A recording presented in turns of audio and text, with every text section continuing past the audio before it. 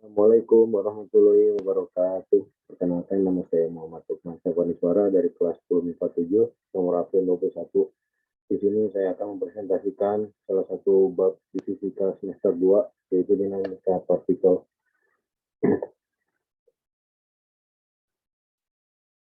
Di dalam dinamika partikel ini kita akan membahas 8 subbab, yaitu yang pertama hukum 1 Newton, hukum 2 Newton, yang ketiga hukum 3 Newton, yang keempat gaya normal yang simbol N, gaya berat yang simbol W kecil, gaya gesek, gaya tegangan tali simbolnya T besar, dan gaya sentripetal. Kita masuk ke hukum Newton. Hukum 1 Newton berbunyi, selama tidak ada resultan gaya atau sigma F sama dengan 0 yang bekerja pada sebuah benda, maka benda tersebut akan selalu pada keadaannya, di mana percepatan sama dengan 0, yaitu benda yang diam akan selalu diam, dan benda bergerak akan bergerak dengan kecepatan yang konstan. Ini juga tercantum dalam isi hukum kelembaban.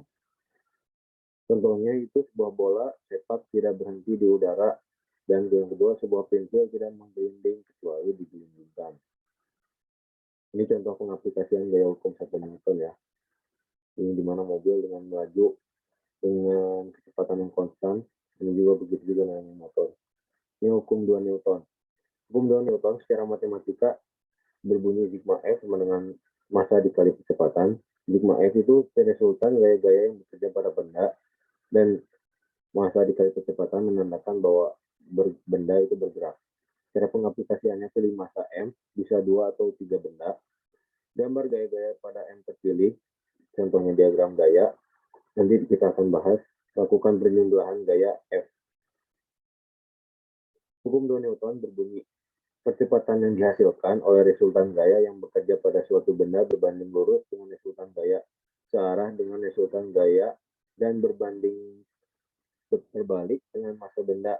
Secara matematika dapat ditulis sebagai berikut. A sama dengan sigma F per M atau sigma F sama dengan massa dikali A. Dengan F adalah gaya yang satuan Newton, A adalah kecepatan satuannya meter per second kuadrat, dan M sama dengan massa yang satuannya kilo. Ini contoh pengaplikasian gaya hukum 2 Newton ya, di mana gaya melakukan kontak dengan benda yang menghasilkan gaya konstan dengan kecepatan atau kecepatannya konstan. Ini hukum 3 Newton. Hukum 3 Newton berbunyi, setiap aksi akan menimbulkan reaksi. Jika suatu benda memberikan gaya pada benda yang lain, maka benda yang terkena gaya akan memberikan gaya yang besarnya sama dengan gaya yang diterima dari benda pertama, namun arahnya berlawanan. Ciri-ciri pasangan aksi dan reaksi, yang satu sama besar udah pasti, berlawanan arah tentunya, bekerja pada dua benda yang berbeda. Kalau cara matematika ditulis dengan F aksi sama dengan min F reaksi. Contohnya seperti kita memukul atau menarik sebuah benda atau orang, maka benda itu atau orang akan memukul atau menarik kita balik dengan kecepatan yang sama. Benda jika F melakukan gaya pada suatu mobil, akan terjadi dua kemungkinan, akan diam dan bergerak. Jika diam, maka dia akan menjadi statistika yang atau ditulis sigma F sama dengan 0, yang dimana kecepatannya adalah konstan. Namun jika dia bergerak, akhirnya dinamika bisa ditulis sigma F sama dengan massa dikali kecepatan yang dihasilkan. Masuk ke gaya normal atau simbolnya N besar. Gaya normal didefinisikan sebagai gaya yang bekerja pada bidang sentuh antara dua permukaan yang saling bersentuhan, di mana arahnya selalu tegak lurus dengan bidang sentuh. Ini contohnya. Ini untuk yang bidang horizontal, N-nya tegak lurus. Bidang miring, G-nya juga sama, tegak lurus. Dan begitu juga dengan yang bidang vertikal, D-nya tegak lurus. Macam-macam jenis gaya normal. Yang pertama, rumus gaya normal pada bidang horizontal. Jika benda diam, maka gaya yang bekerja hanya dua, yaitu gaya berat sama gaya normal. Pasti mereka berdua berlawanan. Atau rumus gaya normal dapat dicari dengan hukum 2 Newton, yaitu sebagai berikut. Resultan gaya pada sumbu X, sigma X, Fx sama dengan 0, udah pasti 0. Yang kedua, resultan gaya pada sumbu Y, sigma X ya sama dengan massa kali percepatan, N dikurangi W sama dengan massa kali percepatan. Karena tidak terjadi gerak pada arah vertikal, maka A sama dengan 0.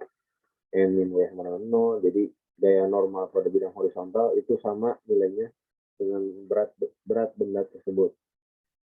Yang kedua, rumus gaya normalnya pada bidang miring. Gaya normal yang pada bidang miring terjadi membentuk sudut terkecil yang besarnya sama dengan sudut kemiringan bidang.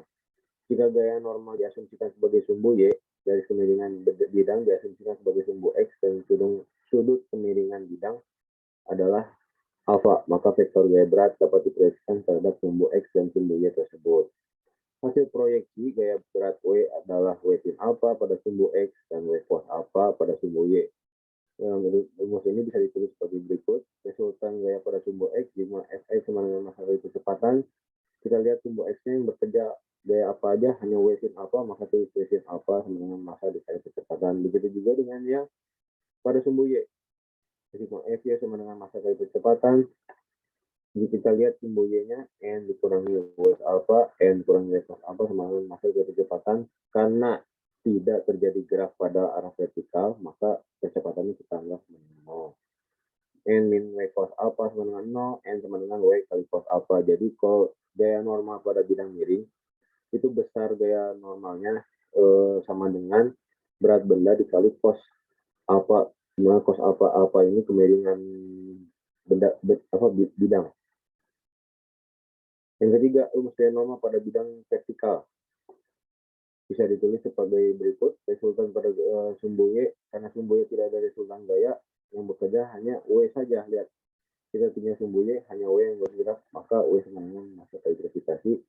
Namun berbeda dengan sumbu X, sigma Fx sama dengan massa kali percepatan. Kita lihat tinjau sumbu X-nya, F dikurangi M sama dengan massa kali percepatan. Karena tidak terjadi gerak pada arah horizontal atau arah mendatar, maka percepatannya kita anggap sama dengan 0. Jadi F sin N sama dengan 0, N sama dengan F. Jadi gaya normal pada bidang vertikal itu nilainya sama dengan gaya yang diberikan pada benda tersebut. Selanjutnya ada gaya berat yang disimbolkan W kecil. Gaya berat adalah gaya gravitasi bumi yang bekerja pada suatu benda atau gaya yang selalu mengarah pada pusat bumi. Bisa dirumuskan W sama dengan massa kali gravitasi, W berat benda satuan Newton, M massa benda satuan kilo, dan G kecepatan gravitasi yang satuannya meter per second pada. Nah, ini juga tadi sudah dibahas ya. Ini contoh untuk gaya berat yang ada di bidang horizontal, dan ini gaya berat pada bidang miring. Selanjutnya ada gaya tegang tali. Gaya tegangan tali atau yang disimbolkan T besar. Gaya tegangan tali atau tension force adalah gaya pada tali ketika tali tersebut dalam keadaan tegang. Dilambangkan dengan huruf T kapital dan satuannya pasti Newton. Arah gaya tegangan tali itu bergantung pada titik atau benda yang ditinjau. Nah, ini contoh-contohnya. Nanti kita akan membahas 4 jenis gaya tegangan tali ya, dan ini contohnya. Masuk ke jenis yang pertama, yaitu kondisi benda digantung dengan tali. Bisa dirumuskan dengan hukum 1 Newton, sigma Fy sama dengan 0, T, kita lihat sumbu Y, T min W sama dengan 0, maka pada kondisi benda digantung, besar gaya tegangan tali itu sama dengan berat benda tersebut. Jadi atau sama dengan massa kali gravitasi. Yang kedua, kondisi benda di mana dihubungkan tali pada katrol licin. Bisa dirumuskan sebagai berikut, sigma F ya sama dengan massa kali percepatan. Kita lihat sumbu Y-nya, T1 min W sama dengan massa kali percepatan. T1 sama dengan massa kali percepatan ditambah W. T1 sama dengan massa kali percepatan ditambah massa kali gravitasi. Jadi pada kondisi benda di sini, T1 bisa dirumuskan massa dikalikan percepatan dan kalikan kurung kuka percepatan ditambah percepatan gravitasi kurung tutup. Yang ketiga, di mana kondisi dua benda dihubungkan tali dengan sama ditarik. Ini bisa ditinjau benda satu, kita tinjau dulu benda satu. Resultan gaya pada sumbu Y pada benda satu, sigma Fy sama dengan N1 kali A. N1 min W1 sama dengan massa 1 kali A. Karena tidak ada gerak pada arah Y, maka A-nya sama dengan 0. Jadi N1 sama dengan N1 min W1 sama dengan 0. N1 sama dengan 1. Kita lihat resultan gaya pada Fx-nya. Sigma Fx sama dengan N1 kali A. Kita lihat gaya yang bekerja pada sumbu X hanya T1 ya. T1 maka M1 kali A. Itu untuk gaya tegangan tali yang T1. Kita tinjau benda 2, sigma F sama dengan massa 2 kali A sama tadi, sama halnya kayak yang benda 1. Jadi karena tidak ada arah gerak pada sumbu Y-nya, maka A sama dengan 0, N2 min W2 sama dengan 0, jadi N2 sama dengan W2. Namun berbeda pada sumbu X-nya, sigma Fx sama dengan N2 kali A. Kita lihat tinjau benda 2, sigma Fx, F dikurangi T2 sama dengan massa 2 dikali kecepatan benda, maka T2 kita pindahin ke kanan, M2 kita pindahin ke kiri, jadi T2 sama dengan F kurangi M2 kali A. Karena dia talinya sama, T1 sama T2 sama dengan T, maka nilainya pasti selalu sama. Kita yang keempat, kondisi benda di mana dihubungkan tali pada bidang miring licin. Seperti ini gambarnya, contohnya. Kita akan berlaku hukum 1 Newton. Resultan gaya pada sumbu Y, sigma F sama dengan 0, N dikurangi W cos alpha sama dengan 0, sama dengan W cos alpha, N sama dengan MG cos alpha. Itu untuk pada sumbu Y. Jika pada sumbu X, sigma Fx sama dengan 0, kita lihat T dikurangi W sin alpha sama dengan 0, jadi T sama dengan W sin alpha. Jadi pada kondisi benda yang dihubungkan pada bidang miring licin, besarnya gaya tegangan tali itu sama dengan berat si benda tersebut dikali sin alpha. Kita masuk ke gaya gesek yang disimbolkan F kecil. Gaya gesek atau friction force adalah gaya yang bekerja antara dua permukaan benda yang saling bersentuhan atau bersinggungan, di mana arah gaya gesek selalu berlawanan arah dan kecenderungan arah gerak benda gitu. Jadi kalau arah gerak bendanya ke kanan, dia pasti selalu ke kiri. Begitu juga sebaliknya. Dia disimbolkan dengan huruf F tadi dengan satuan Newton. Yang pertama ada gaya gesek statis. Gaya gesek statis itu gaya gesek antara permukaan bawah benda dengan lantai. Gaya gesek ini bekerja pada benda yang diam sehingga disebut gaya gesek statis. Jadi gaya gesek statis ini gaya gesek yang bekerja pada benda yang diam. Tingkat gaya gesek ini bergantung pada kekasaran permukaan benda dan bidang yang bersentuhan. Tingkat kekerasan ini dinyatakan dengan koefisien gesekan. Kalau dia gesekan statis, jadi koefisien gesekan statis. Begitu juga dengan yang kinetis, nanti simbolkannya mu S. Atau bisa dirumuskan secara matematik, bisa dirumuskan secara berikut. Fs max sama dengan mu S kali N, dengan Fs max sama dengan gaya gesek statis maksimum, yang satuan Newton, mu S koefisien gesekan statis, dan N sama dengan gaya normal yang satuannya Newton. Yang kedua, gaya gesek kinetis, yaitu gaya gesek yang bekerja pada benda yang bergerak. Sama halnya seperti yang statis, dia bergantung pada gaya normal serta tingkat kekerasan permukaan benda dan bidang yang bersinggungan, yaitu koefisien gesekan. Kalau di sini koefisien gesekan kinetis ya, itu bisa disimbolkan mu K. Secara matematika bisa disimpulkan sebagai berikut. Mu Fk sama dengan mu K kali N, dengan Fk max sama dengan gaya gesek kinetis yang satuan Newton, mu K sama dengan koefisien gesekan statis kinetis, N sama dengan gaya normal yang satuannya Newton. Dan ini tabel-tabel perbedaan nilai koefisien gesek statis dan kinetis. Persendian, antara persendian mu S 0,01 sama ya nilainya, mu K 0,01, S pada S 0,1, mu K 0,03, logam pada logam yang sudah dilumasi 0,15 sama 0,07, kayu pada kayu 0,4 untuk mu S, untuk mu K 0,2, seng pada besi, mu S 0,85, mu K-nya 0,21, besi pada baja, mu S 0,74, mu K 0,57, karet pada beton kering, mu S-nya 1, mu K-nya 0,8. Bisa disimpulkan, kalau nilai koefisien gesekan baik koefisien gesek statis maupun yang kinetis itu tidak pernah melebihi dari 1. Dia pasti lebih kecil sama dengan 1. Dan dari data di atas, mu S itu nilai mu S lebih besar dari mu K. Ya. Dan ini untuk contoh yang diagram gaya seperti tadi yang mau dijelaskan. N adalah gaya normal yang selalu mengarah tegak lurus dengan bidang permukaan. W yaitu gaya berat di mana dia selalu mengarah ke pusat bumi. F ini arah gaya. Dan ini Fs gaya gesek statis. Nah, Fs sama dengan F lebih kecil sama dengan Fs max, atau bisa dirumuskan sigma F sama dengan 0. Kalau itu untuk benda yang diam. Namun untuk benda bergerak dengan kecepatan A, gaya geseknya berubah menjadi kinetis, maka sigma S sama dengan ma. Nah, dari grafik ini bisa disimpulkan. Ya, kalian bisa disimpulkan pada saat statis, pada saat diam, gaya geseknya itu lebih besar.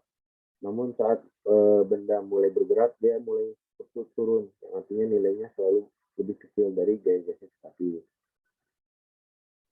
Nah, ini contoh gambarnya untuk gaya gesek ini antara balok dengan balok. Jika diperbesar dengan mikroskop, jadi kontaknya seperti ini antara kontak balok A dengan balok B. Selanjutnya ada gaya sentripetal. Gaya sentripetal itu gaya yang bekerja pada benda yang bergerak melingkar dengan arah menuju ke pusat lingkaran. Ini berfungsi untuk mengubah arah gerak benda tanpa mengubah besar kecepatan linearnya. Tanpa ada gaya sentripetal, suatu benda tidak akan pernah bisa bergerak melingkar. Rumus gaya sentripetal itu sama kayak rumus gaya pada biasa.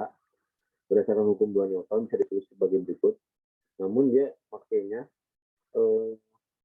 sigma F-nya diganti dengan sigma Fs. Jadi gaya sentripetal ini sigma Fs sama dengan M kali As kesamaan 1, karena kecepatan sentripetal V kuadrat per R sama dengan omega kuadrat kali R, maka persamaan 1 dapat kita tulis sebagai berikut.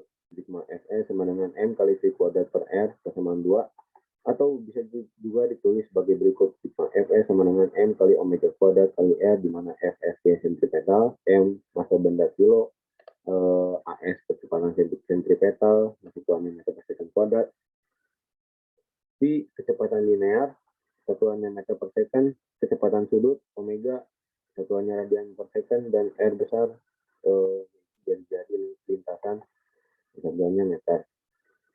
Kita masuk ke contoh soal.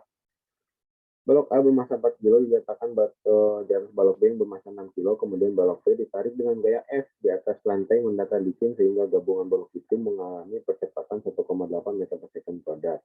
Jika tiba-tiba balok A terjatuh, maka berapakah percepatan yang dialami balok B saja? Di dalam soal ini ada dua kasus ya. Jadi kasus yang pertama itu untuk di mana si balok A masih menempel dengan balok B dan menghasilkan kecepatan 1,8 meter per second kuadrat seperti yang sini tulisan. Dan juga yang kasus kedua di mana balok A terjatuh sehingga balok B juga kecepatan duanya ditanya. Maka kita bisa tulis diketahuinya massa A 4 kilo, massa B 6 kilo, kemudian kecepatan yang pertama 1,8 meter per second kuadrat, dan yang ditanya kecepatan kedua setelah balok terjatuh. Ini yang kasus pertama dulu kita bahas. Pada saat balok A masih nempel karena besar F belum diketahui, gayanya kita cari menggunakan persamaan sigma Fx sama dengan massa kali kecepatan. Kita lihat gaya yang terjadi pada sumber X apa aja, hanya F, kita tulis aja F sama dengan M total, MA tambah MB kali A, MA-nya 4, MB-nya 6, kecepatan pertama 1,8, jadi 10 kali 1,8, besarnya F itu sama dengan 18 Newton. Itu hanya untuk besarnya gaya. Nah, pada saat kasus kedua, di mana saat balok A jatuh, kita tinjau kembali dengan menggunakan hukum 2 Newton. F sama dengan MB kali A2. Karena F-nya 18, BMB-nya masukin 6 kali A2. Maka percepatan yang kedua itu sama dengan 3 meter per second kuadrat. Jadi, besar percepatan yang dialami oleh balok B saja pada saat balok A terjatuh, itu hanya 3 meter per second kuadrat. Soal nomor 2. Sebuah peti mati bermassa 50 kilo mula-mula diam di atas lantai horizontal kasar, YOK-nya 0,1, μS 0,5, kemudian peti didorong gaya F 100 Newton, arahnya membentuk sudut theta. Jika sin theta 0,6 dan cos theta 0,8, gaya gesek yang dialaminya sebesar, kita tulis diketahui dulu, seperti biasa, massa sama dengan 50 kilo, YOK-nya 0,1, μS 0,5, F-nya 100 Newton, sin theta 0,6, cos theta 0,8, yang ditanya FK. Ya kenapa FK? Karena di sini dia dalam keadaan bergerak ya. Kita gambarkan dulu diagram gaya. Kenapa kita gambarkan dulu diagram gaya? Karena untuk memudahkan saat pengerjaan soal. Jadi lebih easy lah. Karena di soal gaya normal belum diketahui, maka mencari gaya normal dapat menggunakan persamaan sebagai berikut. Sigma FY sama dengan 0. Kenapa pakai sigma FY? Karena gaya normal itu gaya yang selalu tegak lurus dengan bidang datar. Maka kita lihat yang gaya yang bekerja pada simbol Y, N dikurangi F sin alpha dikurangi W. Ya, F, N kurangi F sin alpha kurangi W. Jadi N, F sin alpha nya pindahin ke sana, F sin alpha plus W, N sama dengan F sin alpha plus MG. Nah, sebelum kita mencari gaya gesek kinetis dulu, kita cari dulu gaya gesek statis untuk mengetahui bendanya itu bisa dalam keadaan bergerak, diam, atau malah mundur. Gaya gesek statis benda bisa dihitung sebagai berikut. Fs sama dengan mu s kali m, Fs mu s kali n-nya kita substitusi dari yang tadi. F sin theta plus mg. Mu s-nya 0,5, F-nya masukin 100, sin theta 0,6 ditambah masanya 50, gravitasi percepatan gravitasi 10. Fe sama dengan 0,5, 100 kali 0,6, 60, ditambah 50 tambah 10, 500, jadi 0,5 kali 560, hasilnya Fs-nya 280 Newton. Nah, namun ternyata setelah dihitung, karena gaya F-nya tadi hanya 100 Newton lebih kecil dari Fs, maka benda hanya diam, kecepatan sama dengan 0. Sehingga mencari besarnya gaya gesek balok dapat menggunakan persamaan sigma Fx sama dengan 0. Kita lihat F cos theta min F sama dengan 0. F-nya kita pindahin ke F cos theta ke sini. Jadi F cos theta besarnya F, F-nya berapa? 100, cos theta-nya 0,8. Jadi 100 kali 0,8, 80 Newton. Jadi besarnya gaya F yang dialami balok sebesar 80 Newton. Kita soal nomor 3. Balok A bermassa 3 kg diletakkan di atas meja, kemudian diikat tali yang menghubungkan balok B dengan massa 2 kg melalui sebuah katrol seperti yang diperlihatkan di gambar bawah ini. Massa dan gesekan katrol diabaikan, sedangkan kecepatan gravitasi 10 meter per second kuadrat. Tentukan besar kecepatan sistem dan tegangan tali. Jika meja kasar dan mu K-nya sama dengan 0,4 kg seperti biasa diketahui massa A 3 kg, massa B 2, kecepatan gravitasi 10 meter per second kuadrat, mu K-nya 0,4, ditanyanya kecepatan sistem dan tegangan tali. Kita gambar seperti biasa, diagram gaya dulu, karena kenapa? Supaya memudahkan pengerjaannya. Ya, ini contoh diagram gayanya. Kita tinjau balok A. Di soal gaya normal balok A tidak diketahui, maka dicari dengan jumlah F sama dengan 0. Lihat N dikurangi W sama dengan 0, maka N sama dengan W. Min W kita pindah ke sana. W massa A dikali gravitasi 3 kali 10, maka gaya normal A-nya 30 Newton. Sekarang kita tinjau sistem. Kita bergerak karena balok bergerak ke arah B, maka percepatan sistem dapat dicari dengan menggunakan persamaan sigma Fv sama dengan M kali A. Sigma Fv-nya berapa? WB dikurangi T ditambah T dikurangi Fk sama dengan massa B ditambah massa A dikali percepatan sistem. T sama T sering coret ya. WB massa B kali gravitasi kurangi K kali NA sama dengan 2 plus 3 kali A. 2 massa B 2, gravitasi 10, min K-nya 0,4, NA 30, 5A. 2 tambah 3, 5, 5 kali A, 5A, 20 min 12 sama dengan 5A, jadi 5A sama dengan 8, A sama dengan 8 per 5 atau A sama dengan 1,6 meter per second kuadrat. Tegangan tadi dapat dihitung dengan meninjau dua balok. Balok A, sigma Fx sama dengan massa kali kecepatan. Kita lihat P min FKA sama dengan 3 kali 1,6. P min mu K kali NA sama dengan 4,8. P kita tahu gaya gesek kinetisnya tadi 12 sama dengan 4,8, maka T sama dengan 12 sama 4,8 atau 16,8 Newton. Begitu juga dengan tinjau balok B. Sigma F sama dengan M kali A. Kita lihat B.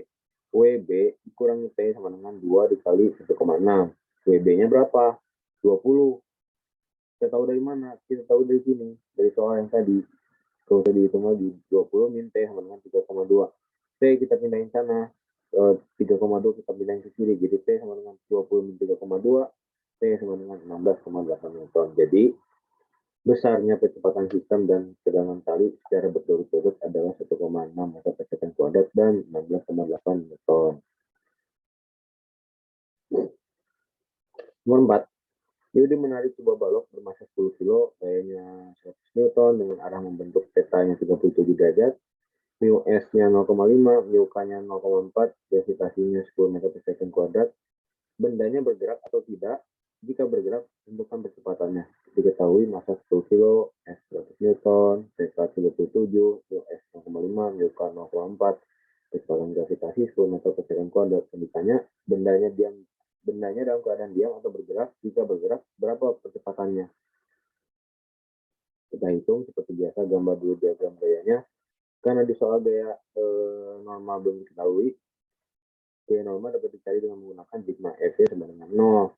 Kita lihat sigma Fy, N ditambah F sin theta dikurangi W sama dengan 0. Maka N sama dengan